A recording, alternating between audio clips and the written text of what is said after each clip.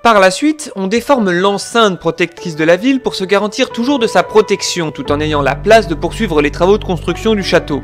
On bâtit également un pont d'accès pour faciliter les travaux tout en permettant également, en cas de pépin, l'arrivée des troupes royales, car ça aurait été difficile de passer par la porte Guillaume si la ville se soulevait. C'est à partir de ce moment-là aussi qu'on assure l'autonomie de la forteresse, grâce au creusement d'un puits, car en effet, sans flotte, la forteresse aurait eu à se rendre très vite. Le puits est alimenté par une rivière souterraine environnante, le Suzon, car en effet, les douves, c'était les chiottes, donc on n'allait pas récupérer de l'eau potable là-dedans. On poursuit avec la construction d'une nouvelle tour fortifiée, la tour Guillaume, avec ses 33 mètres de haut, qui porte ce nom parce qu'elle est à proximité de, la porte Guillaume. Oui, on va pas s'ennuyer avec les noms, hein. Un deuxième mur d'enceinte la relie à la tour Saint-Bénigne. Dans le même temps, on poursuit l'autonomie de la forteresse grâce au creusement d'un deuxième puits au milieu de ce qui deviendra la cour d'enceinte. Celle-ci continue de se former avec la construction d'un nouveau mur d'enceinte qui deviendra le nouvel accès pour les renforts venant de l'extérieur. Le tout protégé bien évidemment par une porte fortifiée si jamais c'était pas des gens bien intentionnés. On termine avec la tour Saint-Martin, qui porte ce nom parce qu'à l'époque, il y avait une église qui s'appelait comme ça dans le coin. Il ne reste alors plus qu'à construire un dernier mur, et hop, ça y est, on a notre enceinte. Nous allons donc pouvoir maintenant enfin nous atteler à son aménagement intérieur.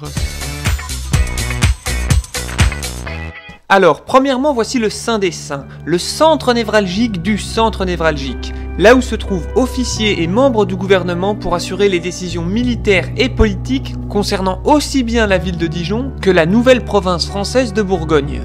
La structure hiérarchique était pensée comme ceci. Premièrement, il y avait le gouverneur du château et de la ville de Dijon, puis le commandant du château, puis le major, qui lui refilait les ordres au simple troufion. Du coup, dès qu'il y avait un pépin, ça ressemblait à ça.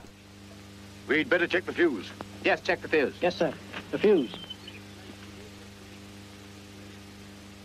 Juste à côté se trouvaient deux casernes, accueillant les militaires chargés de la défense du château et de toute l'enceinte fortifiée protégeant la ville. Cependant, les soldats du roi, du haut de leurs remparts, étaient, comme vous pouvez l'imaginer, assez peu populaires. D'autant plus qu'ils étaient assez portés sur la picole et la violence. Preuve en est, on a retrouvé dans les papiers que l'un d'entre eux avait notamment descendu une bonne femme à coups d'arquebuse depuis le haut des remparts de la porte Guillaume. Et ça a beau être des pétoires primitives, croyez-moi, ça dépote sec quand même. Dijonnais, ne vous en faites pas. La soldatesque casquée s'en charge très bien toute seule.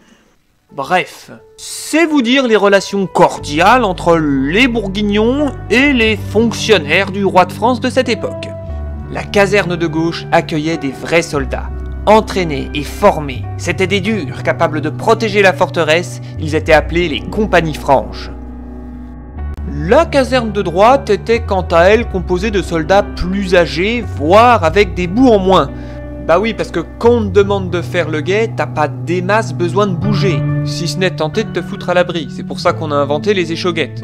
Ce qui faisait que ces vieux soldats étaient répartis tout le long de l'enceinte qui ceinturait la ville, et que leur groupement portait un nom montrant bien toute l'étendue de leurs capacités. Les Invalides. Et oui, comme à Paris. Dans l'enceinte se trouve également l'armurerie, divisée en plusieurs parties. Une section est réservée à la poudre, une autre section est réservée à l'artillerie, et enfin une dernière section est réservée aux armes blanches et aux arquebuses, avec bien entendu tout ce qu'il faut pour les entretenir.